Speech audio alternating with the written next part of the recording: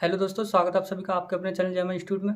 इस वीडियो में आज हम पढ़ने वाले हैं 12th क्लास एनसीईआरटी मैथ, जिसमें हमने चैप्टर नंबर 1 से स्टार्ट किया है। इसमें एक वीडियो कंप्लीट हो गया जिसमें हमने बताया कि समुच्चय क्या होता है। समुच्चय एक सुपरिभाषित वस्तुओं का संग्रह होता है, मतलब वस्तुओं के सुपरिभाषित संग्रह को ही समुच्चय कहते हैं। सुपरिभाषित का मतलब क्या है कि कोई भी ऐसा संग्रह, मतलब कोई भी ऐसा समूह, मतलब कि जैसा आपने देखा होगा कहीं पे कोई ग्रुप होता है किसी चीज़ का, तो वो ग्रुप जो होता है ना, वो ग्रुप ऐसा होना चाहिए कि कोई भी व्यक्ति से हम पूछें तो उस ग्रुप का जो आंसर है वो केवल एक ही आंसर आए, किसी भी व्यक्ति से पूछें।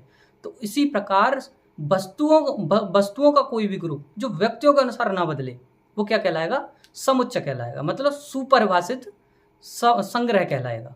तो आइए इस वीडियो में आज हम स्टार्ट करेंगे संबंध। संबंध क्या होता है? संबंध को पढ़ने से पहले सबसे पहले कुछ पिछली वीडियो का एक छोटा सा पार्ट जो रह गया था, आइए सबसे पहले उसे कंप्लीट करते हैं, फिर उसके बाद में हम सीखेंगे कि संबंध क्या होता है। तो सबसे पहले हम सीखेंगे कि इसमें जो वीडियो में जो पिछली वीडियो जो हमारी थी उसमें कुछ पार्ट रह गया था, आपको कुछ समझाना था। मतलब ये जो लिखा है ना, अवयव है, सदस्य है, में है, इसका एक चिन्ह होता है।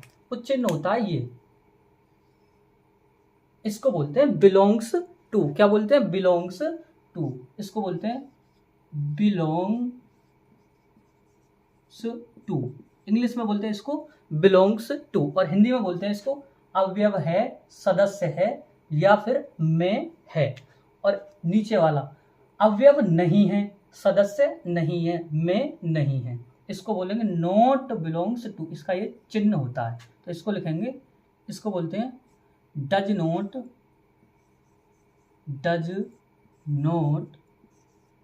बिलोंग्स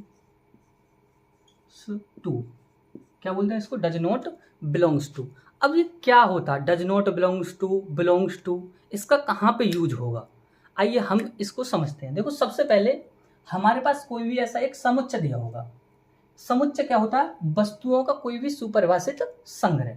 वस्तुओं का कोई भी सुपरिभाषित संग्रह समुच्चय कहलाता है। तो देखो, मैंने मान लिया ए हमारे पास कोई भी एक समुच्चय है। ये मैंने ऐसे ही एक एग्जांपल आपको समझाने के लिए मैंने मान लिया। आप यहाँ पर कुछ भी रख सकते हो। ये जो समुच्चय के अंदर लिखे हुए हैं 1, 2, 3, 5, ये क्या है? समुच्चय के अवयव। मतलब आप ऐसा समझ सकते हो कि ये एक मुखिया है, मतलब ये इस परिवार का मुखिया है और ये इसके सदस्य हैं। क्या बोलोगे आप? ये इस परिवार का ए क्या है? मुखिया है, और ये इसके सदस्य हैं। मतलब क्या बोलोगे कि ये एक समुच्चय ए से दर्शाया गया है, कोई भी एक समुच्चय ए से दर्शाया गया है, और जो इसके अंदर जो लिखे हैं, ये जो मझले ब्रैकेट के अंदर लिखे हैं, ये क्या है?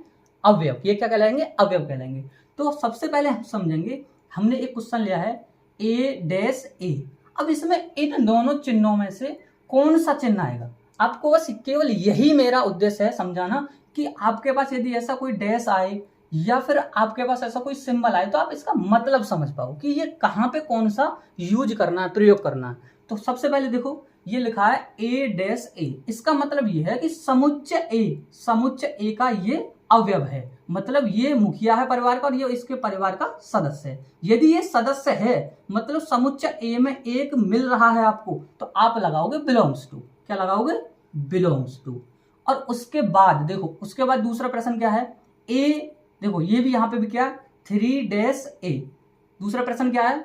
3-A, मतलब समुच्चय ए में 3 है, मतलब समुच्चय ए का अवयव 3 है। बिल्कुल, देखो इसमें है, तो आप यहाँ पे भी लगाओगे बिलोंग्स टू।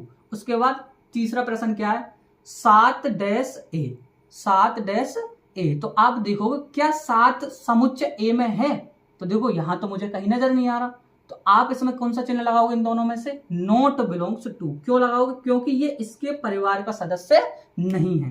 तो इसी प्रकार प्रश्न नंबर चौथे, देखो ये क्या है? 4-A। 4 मतलब समुच्चय ए में 4 आपको कहीं दिख रहा है? नहीं, तो आप कौन सा चिन्ह लगाओगे? Does not belongs to. बस इसका यही मतलब है। मतलब क्या है कि यदि आपको किसी समुच्चय या फिर कोई भी आपको रिलेशन, अभी हम पढ़ेंगे संबंध, यदि आपको कोई भी संबंध में कोई भी अवयव दिखता है तो आप बोलोगे बिलोंग्स टू, और यदि आपको नहीं दिखता तो आप बोलोगे डज नॉट बिलोंग्स टू। मतलब इसका मतलब है हिंदी में सदस्य है या फिर में, मतलब कि उसमें बिलोंग करता है, और इसका मतलब है सदस्य नहीं है या फिर बिलोंग नहीं करता है। तो इस प्रकार आपको इस चिन्हों के बारे में पता चल गया होगा कि इनको कैसे यूज करते हैं। तो आइए